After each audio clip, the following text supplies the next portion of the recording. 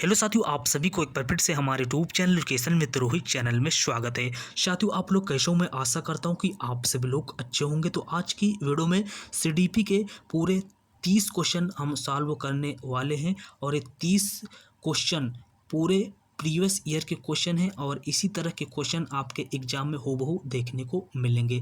तो इन 30 क्वेश्चनों में से आपको 20 क्वेश्चन जरूर सही करने होंगे, तो मैं समझूंगा कि आपकी तैयारी ठीक ठाक चल रही है और इससे मुझे ये भी पता चलेगा कि आपकी तैयारी किस लेवल पर पहुंच चुकी है। तो आपको अपना रियल स्कोर मुझे ज़रूर बताना है। तो साथियों, आपकी जानकारी के लिए मैं बता दूं कि प्रीवियस ईयर के क्वेश्चन आपको सॉल्व करना बहुत ज़रूरी है, क्योंकि आप सभी को पता है कि सीटेट में सेम सिलेबस और पैटर्न इसी सिलेबस पर कई सालों से पेपर हो रहा है। तो नए क्वेश्चन कितने बनाएंगे, वही सब पुराने क्वेश्चन पूछे जाते हैं। तो आपको ज़्यादा से ज़्यादा प्रीवियस ईयर के क्वेश्चन सॉल्व करने होंगे। तो मैं टेस्ट फॉर्मेट में प्रीवियस ईयर के क्वेश्चन आपके लिए लाता हूं, तो आप सभी लोग अपनी तैयारी चेक करते रहिए। तो चलिए वीडियो को स्टार्ट करते हैं और देखते हैं पहला क्वेश्चन क्या है। तो आप लोग यहाँ पर देख सकते हैं, पहला क्वेश्चन आपके सामने स्क्रीन पर है कि यद्यपि विकास के क्षेत्रों का कुछ आयामों में परस्पर व्यापन होता है, तथापि निम्नलिखित में से विकास का कौन सा क्षेत्र विशिष्ट रूप से स्वयं एवं दूसरों के बारे में भावनाओं की प्रगति अनुक्रम का अध्ययन करता है। तो आपको बताना होगा इसका राइट आंसर क्या हो जाएगा। सभी लोग बताने की कोशिश करें भाई, इसका राइट आंसर क्या हो जाएगा। तो इसका राइट आंसर हो जाएगा संवेगात्मक विकास, यानी चौथा ऑप्शन बिल्कुल करेक्ट हो जाएगा। चलिए नेक्स्ट क्वेश्चन देखते हैं। तो नेक्स्ट क्वेश्चन क्या है, चलिए क्वेश्चन को हम पढ़ते हैं। तो क्वेश्चन है, विकास का कौन सा सिद्धांत यह निर्दिष्ट करता है कि समग्र निर्माण हेतु कुछ विशिष्ट प्रतिक्रियाएं विकास की बाद की प्रक्रिया से समन्वित होती है। तो दूसरा का राइट आंसर क्या हो जाएगा, सभी लोग बताने की कोशिश करें। तो इसका राइट आंसर हो जाएगा एकीकरण का सिद्धांत, यानी दूसरा ऑप्शन बिल्कुल करेक्ट हो जाएगा। और आपको अपना स्कोर मुझे ज़रूर बताना होगा, इन 30 क्वेश्चनों में से आपके कितने क्वेश्चन सही होते हैं। चलिए अगला क्वेश्चन देखते हैं। तो अगला क्वेश्चन आपके सामने स्क्रीन पर है, यहाँ पर आप लोग देख सकते हैं क्वेश्चन को। चलिए हम पढ़ते हैं। तो क्वेश्चन है, निम्न में से कौन सा घटक सामाजिक सांस्कृतिक घटकों की श्रेणी में आता है जो विकास को प्रभावित करता है। तो कौन सा घटक है सामाजिक सांस्कृतिक घटकों की श्रेणी में वो आता है जो विकास को प्रभावित करता है। स्कूली माहौल, तंत्रिका संबंधी विकार, जैविक प्रवृत्तियाँ, आनुवंशिक बनावट। तो इसका जो राइट आंसर हो जाएगा वो हो जाएगा स्कूली माहौल, यानी पहला ऑप्शन बिल्कुल करेक्ट हो जाएगा। चलिए अगला क्वेश्चन देखते हैं। तो अगला क्वेश्चन क्या है, चलिए क्वेश्चन को हम पढ़ते हैं और समझते हैं। तो आप सभी लोग भी बताने की कोशिश करिए। तो इसका राइट आंसर हो जाएगा, जीन पियाजे के संज्ञानात्मक विकास के सिद्धांत के अनुसार एक अध्यापिका 7 से 11 वर्ष की अवस्था वाले विद्यार्थियों को स्वतंत्र रूप से कार्य करने के लिए ऐसा कार्य देती है जिसमें ये खाली स्थान दिया गया है की आवश्यकता होती है। तो इन 4 ऑप्शनों में इस खाली स्थान में कौन सा बिल्कुल फिट बैठेगा आपको बताना है। बच्चे की उम्र क्या है, 7 से 11 वर्ष की, और जीन पियाजे के संज्ञानात्मक विकास के सिद्धांत के अनुसार आपको बताना है। तो सभी लोग बताएं भाई, इसका राइट आंसर क्या हो जाएगा। तो देखिए इसका राइट आंसर हो जाएगा प्रतिवर्ती चिंतन पलटावा, यानी दूसरा ऑप्शन बिल्कुल करेक्ट हो जाएगा। आप सभी को पता है कि इस चरण के दौरान बच्चे ठोस घटनाओं के बारे में तार्किक रूप से सोचने लगते हैं। अगला क्वेश्चन देखते हैं। तो अगला क्वेश्चन क्या है, चलिए क्वेश्चन को हम पढ़ते हैं और समझते हैं। तो आप लोग यहाँ पर देख सकते हैं कि जीन पियाजे के संज्ञानात्मक विकास के सिद्धांत के अनुसार किस अवस्था में अधिकांश बच्चे अमूर्त समस्याओं को तार्किक ढंग से हल करने में सक्षम हो जाते हैं। यहाँ पर क्या पूछा गया है कि किस अवस्था में अधिकांश बच्चे अमूर्त समस्याओं को तार्किक ढंग से हल करने में सक्षम हो जाते हैं, तो आपको बताना होगा। तो बताइए भाई इसका राइट आंसर क्या हो जाएगा। तो इसका जो राइट आंसर हो जाएगा वो हो जाएगा औपचारिक संक्रियात्मक अवस्था, यानी चौथा ऑप्शन बिल्कुल करेक्ट हो जाएगा। चलिए अगला क्वेश्चन देखते हैं। तो अगला क्वेश्चन क्या है, तो क्वेश्चन नंबर 6 है, नूरी इस तर्क हमारे समाज के प्रति कुछ दायुक्त हैं और उस दायित्व के लिए हमें नियमों का पालन करना चाहिए के आधार पर अपनी क्रियाओं का निर्णय लेती है।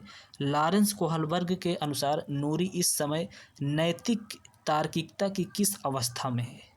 तो आपको बताना होगा। तो बताइए भाई इसका राइट आंसर क्या हो जाएगा? सभी लोग बताने की कोशिश करें इसका राइट आंसर क्या हो जाएगा। तो इसका राइट आंसर हो जाएगा अभी सामयिक, यानी दूसरा ऑप्शन बिल्कुल करेक्ट हो जाएगा। चलिए नेक्स्ट क्वेश्चन देखते हैं। तो नेक्स्ट क्वेश्चन क्या है? तो नेक्स्ट क्वेश्चन आपके सामने स्क्रीन पर है। एक अध्यापिका विद्यार्थियों को ऐसा प्रदत्त कार्य देती है जिसमें परिवार के सदस्यों के साथ चर्चा करना महत्वपूर्ण रूप से शामिल है। लेव वागोत्स्की के सिद्धांत के अनुसार उस अध्यापिका का मत है कि बच्चों के संज्ञानात्मक विकास में की महत्वपूर्ण भूमिका है। अनुकरण की महत्वपूर्ण भूमिका की जैविक परिपक्वता, पदानुक्रमण, सामाजिक अंतःक्रिया। तो आपको बताना होगा कौन सा ऑप्शन बिल्कुल करेक्ट हो जाएगा। आप सभी लोग बताने की कोशिश करें। सभी लोग बताएं भाई इसका राइट आंसर क्या हो जाएगा। तो इसका राइट आंसर हो जाएगा सामाजिक अंतःक्रिया, यानी चौथा ऑप्शन बिल्कुल करेक्ट हो जाएगा। नेक्स्ट क्वेश्चन देखते हैं। तो नेक्स्ट क्वेश्चन क्या है? चलिए क्वेश्चन को पढ़ते हैं। ये भी लेव वागोत्स्की से है। तो लेव वागोत्स्की के विचारों से सहमति रखने वाली अध्यापकों को निम्न में से क्या करना चाहिए? सभी लोग बताने की कोशिश करें। ऑप्शन को ध्यान से पढ़िए, आंसर आपके सामने आ जाएगा। तो विद्यार्थियों के बीच चर्चा और वैचारिक बहस को बढ़ावा देना चाहिए, यानी तीसरा ऑप्शन बिल्कुल करेक्ट हो जाएगा। चलिए अगला क्वेश्चन देखते हैं। तो अगला क्वेश्चन क्या है? तो अगला क्वेश्चन आपके सामने है। लेव वागोत्स्की का मत है कि उच्चतर क्रम की मानसिक क्रियाएं खाली स्थान दिए गए के द्वारा समामेलित होती है। तो इसका राइट आंसर हो जाएगा मनोवैज्ञानिक उपकरण, पहला ऑप्शन बिल्कुल करेक्ट हो जाएगा। चलिए अगला क्वेश्चन देखते हैं। तो अगला क्वेश्चन आपके सामने स्क्रीन पर है जो हार्वर्ड गार्डनर से संबंधित है। तो चलिए क्वेश्चन को पढ़ते हैं। तो हार्वर्ड गार्डनर के सिद्धांत के अनुसार जो विद्यार्थी दूसरों की भावनाओं, मनोदशाओं और इरादों को अच्छी तरह से समझ पाते हैं उनमें किस प्रकार की बुद्धि की उच्च स्तर होता है? आपको बताना है। हार्वर्ड गार्डनर के अनुसार जो विद्यार्थी दूसरों की भावनाओं, मनोदशाओं और इरादों को अच्छी तरह समझ पाते हैं उनमें किस प्रकार की बुद्धि का स्तर होता है? आपको बताना होगा। तो बताने की कोशिश करें इसका राइट आंसर क्या हो जाएगा। और चैनल पर नए हो तो प्लीज़ चैनल को सब्सक्राइब आप लोग ज़रूर कर लीजिए।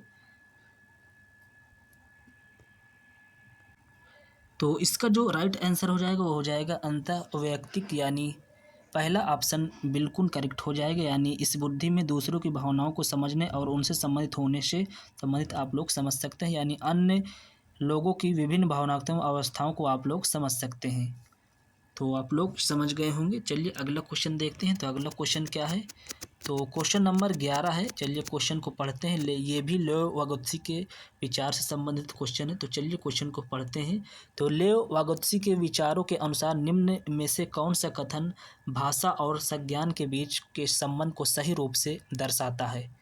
चलिए ऑप्शन को पढ़िए और सभी लोग बताने की कोशिश करें। तो वागोत्स्की के अनुसार बच्चे आत्मनिर्देशन के लिए निजी भाषण का उपयोग करते हैं।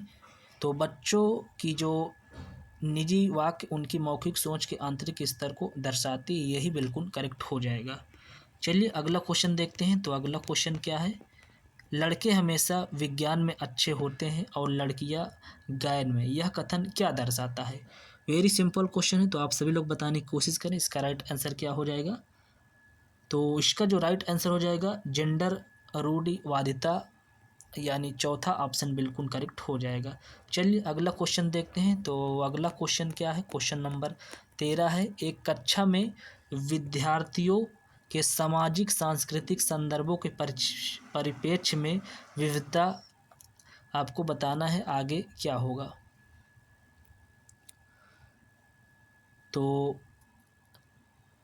एक कक्षा में विद्यार्थियों के सामाजिक सांस्कृतिक संदर्भों के परिप्रेक्ष्य में विविधता को एक गुण के रूप में लेना चाहिए और अवधारणाओं के शिक्षण में इस्तेमाल किया जाना चाहिए। तो तीसरा ऑप्शन हमारा बिल्कुल करेक्ट हो जाएगा।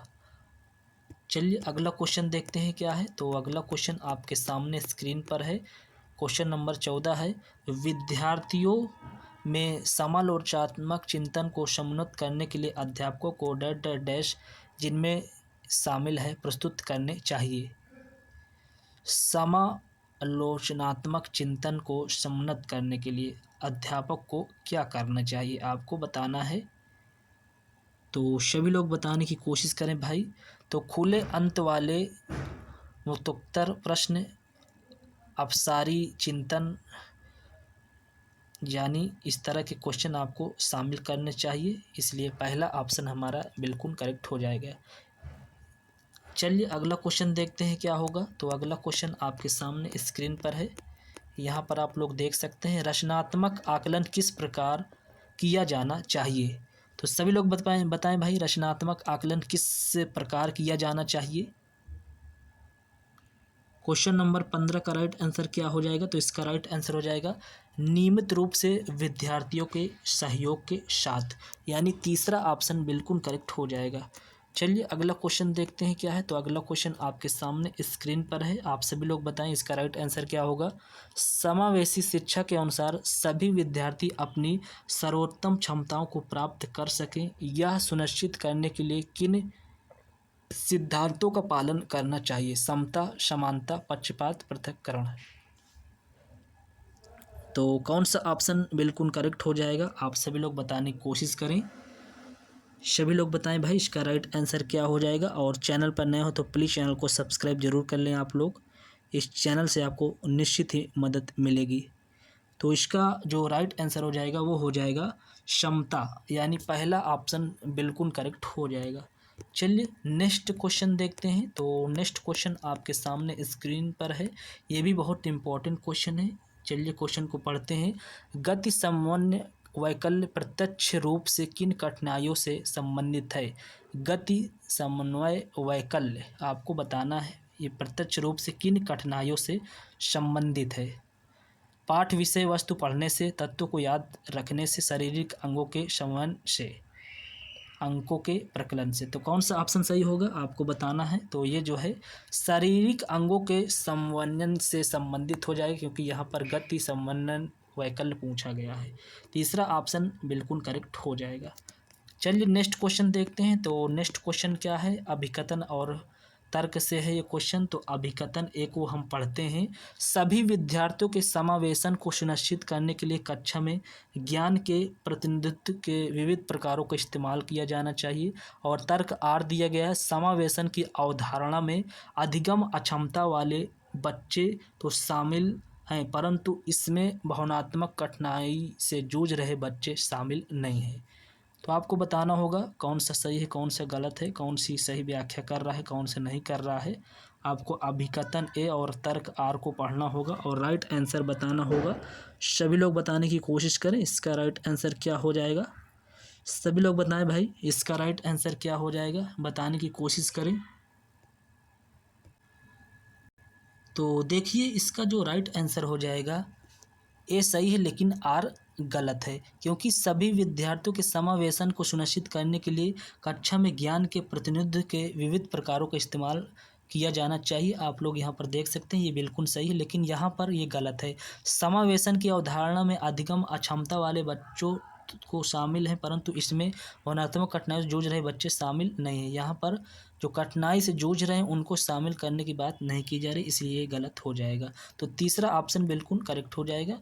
चलिए अगला क्वेश्चन देखते हैं। तो अगला क्वेश्चन क्या है, क्वेश्चन को चलिए ध्यान से पढ़ते हैं। तो यहाँ पर दिया गया है, यद्यपि ऑटिज्म की स्थिति में यथेष्ट रूप से भिन्न भिन्न होती है, तथापि ऑटिज्म में ग्रसित विद्यार्थी प्रायः किसमें अच्छे होते हैं।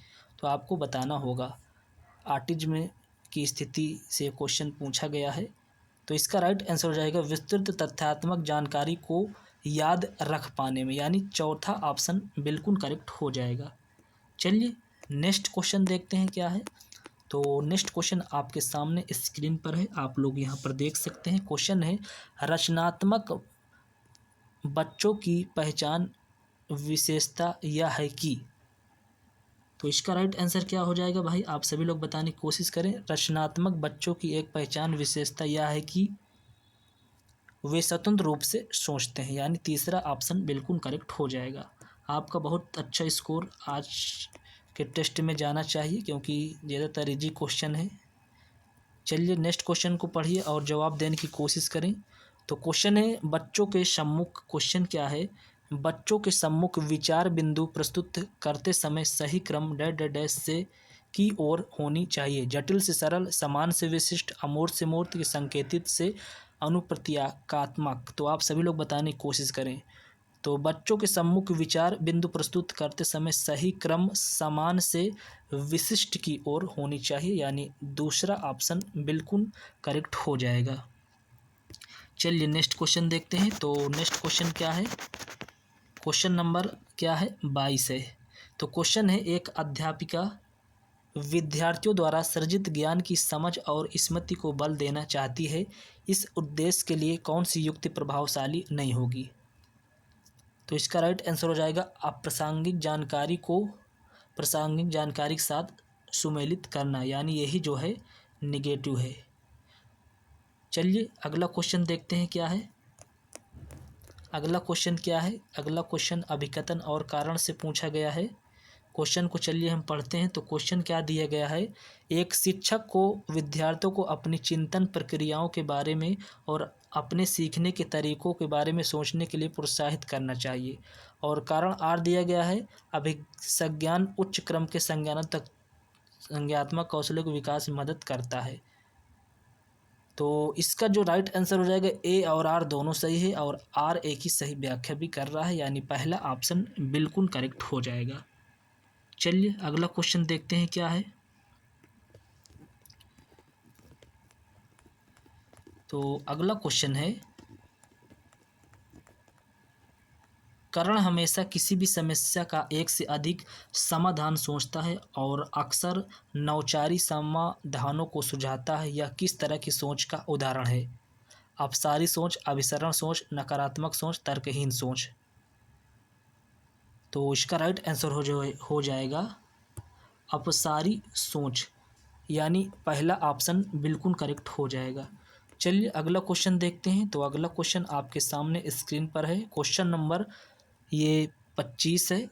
तो अधिगम प्रभावशाली और अर्थपूर्ण हो, इसके लिए क्या महत्वपूर्ण है। तो क्या महत्वपूर्ण है भाई, आप सभी लोग बताने की कोशिश करें। तो विद्यालय में हो रहे अधिगम और विद्यालय के बाहर के जीवन के बीच संबंधता स्थापित करना, यानी पहला ऑप्शन बिल्कुल करेक्ट हो जाएगा। चलिए नेक्स्ट क्वेश्चन देखते हैं क्या है। नेक्स्ट क्वेश्चन को हम चलिए पढ़ते हैं। क्वेश्चन नंबर 26 है, कक्षा के परिवेश शिक्षण शास्त्री प्रविधियों और आकलन की विधियों का चयन इस प्रकार से करना चाहिए कि वे विद्यार्थियों में उन्नयन को सुनिश्चित कर सके। जिज्ञासा, अरुचि, प्रतियोगिता, कंठस्थीकरण। ये तो बहुत सिंपल क्वेश्चन है, आप सभी लोग बताने की कोशिश करें। तो इसका सिंपल सा राइट आंसर हो जाएगा जिज्ञासा। आपको अरुचि होगा नहीं, प्रतियोगिता आपको कोई कराना नहीं, कंठस्थीकरण बिल्कुल नेगेटिव है। तो जिज्ञासा, विद्यार्थियों में जिज्ञासा उन्नयन को सुनिश्चित कर जो है आपको करना चाहिए, यही पहला ऑप्शन बिल्कुल करेक्ट हो जाएगा। नेक्स्ट क्वेश्चन क्या है, नेक्स्ट क्वेश्चन है, क्वेश्चन को चलिए हम पढ़ते हैं। क्वेश्चन नंबर 27 है, विद्यार्थियों द्वारा की गई त्रुटियों को सुलझाने के लिए निम्नलिखित में से शिक्षक द्वारा अपनाया गया कौन सा तरीका सही नहीं है। तो बताइए भाई इसका राइट आंसर क्या हो जाएगा। तो त्रुटियों में प्रतिरूपों की खोज करना, ये बिल्कुल सही है। अधिगम में कमियों के बारे में जानना जिनके कारण त्रुटियां होती, ये भी सही है। विद्यार्थियों की त्रुटियों को सुधारने के लिए सहयोग करना, ये भी सही है। विद्यार्थियों के साथ चर्चा किए बिना सही उत्तर बताना, ये जो है गलत है, क्योंकि आप जो है विद्यार्थियों के साथ चर्चा किए बिना आप सही उत्तर बता दे रहे हैं, ये बिल्कुल गलत है। उसकी जहाँ पर गलती हो रही आप लोग बताइए, उस पर चर्चा करिए। तो चौथा ऑप्शन इसका करेक्ट हो जाएगा। चलिए नेक्स्ट क्वेश्चन देखते हैं क्या है। तो नेक्स्ट क्वेश्चन है, क्वेश्चन नंबर 28 है, एक अध्यापिका को अपने विद्यार्थियों में खाली स्थान दिए गए और को प्रोत्साहित करना चाहिए। तो बताइए भाई इस खाली स्थान में कौन सा ऑप्शन बिल्कुल करेक्ट बैठ जाएगा। तो इसका जो राइट आंसर हो जाएगा, एक अध्यापिका को अपने विद्यार्थियों में योग्यता का वार्षिक मत और महारत अभिमुखी लक्ष्य को प्रोत्साहित करना चाहिए, यानी दूसरा ऑप्शन बिल्कुल करेक्ट हो जाएगा। नेक्स्ट क्वेश्चन देखते हैं। तो नेक्स्ट क्वेश्चन आपके सामने स्क्रीन पर है। भावनाओं और संज्ञान के संदर्भ में निम्नलिखित में से कौन सा सही है? चलिए बताइए भाई, भावनाओं और संज्ञान के संदर्भ में निम्नलिखित में से कौन सा सही है? सभी लोग बताने की कोशिश करें। तो इसका राइट आंसर हो जाएगा हर्ष और उल्लास की भावना चर्चा में भाग लेने के लिए बढ़ावा देती है, यानी दूसरा ऑप्शन बिल्कुल करेक्ट हो जाएगा। नेक्स्ट क्वेश्चन है जो इस टेस्ट का लास्ट क्वेश्चन होगा ये। तो चलिए क्वेश्चन को हम पढ़ते हैं। क्वेश्चन क्या है? निम्नलिखित में से क्या प्रभावी समस्या समाधान कौशलों के विकास में योगदान देता है? अभिसारी चिंतन, श्रवणोपकारी विधियाँ, समझ बनाना, बोध, निष्क्रिय अनुकरण। तो क्वेश्चन को ध्यान से पढ़िए और सभी लोग बताने की कोशिश करें इसका राइट आंसर क्या हो जाएगा। और प्रीवियस ईयर क्वेश्चन इसी तरह टेस्ट फॉर्मेट में सॉल्व करने के लिए आप लोग चैनल को सब्सक्राइब जरूर कर लें। तो इसका राइट आंसर हो जाएगा, यानी स्मरणोपकारी विधियाँ और समझ बनाना, ये दोनों सही हैं, इसलिए दूसरा ऑप्शन बिल्कुल करेक्ट हो जाएगा। तो साथियों, ये रहे आपके सामने सीडीपी के टॉप 30 क्वेश्चन। तो इन 30 क्वेश्चनों में आपके कितने क्वेश्चन सही हुए हैं, आप लोग अपना रियल स्कोर कमेंट बॉक्स में मुझे ज़रूर बताइएगा। और इन 30 क्वेश्चनों में से आपके 20 प्लस क्वेश्चन ज़रूर सही होने चाहिए, तब मैं समझूंगा कि आपकी तैयारी ठीक ठाक चल रही है। और इसी तरह की क्लास देखने के लिए आप लोग चैनल को सब्सक्राइब जरूर कर लें। आपका इससे जो है टेस्ट होता रहेगा कि आपकी तैयारी किस लेवल पर पहुंच चुकी है। तो चलिए मिलते हैं नेक्स्ट वीडियो पर, तब तक के लिए थैंक यू सो मच। इस वीडियो को लाइक एंड अपने अदर फ्रेंडों को शेयर जरूर करें। Thank you so much.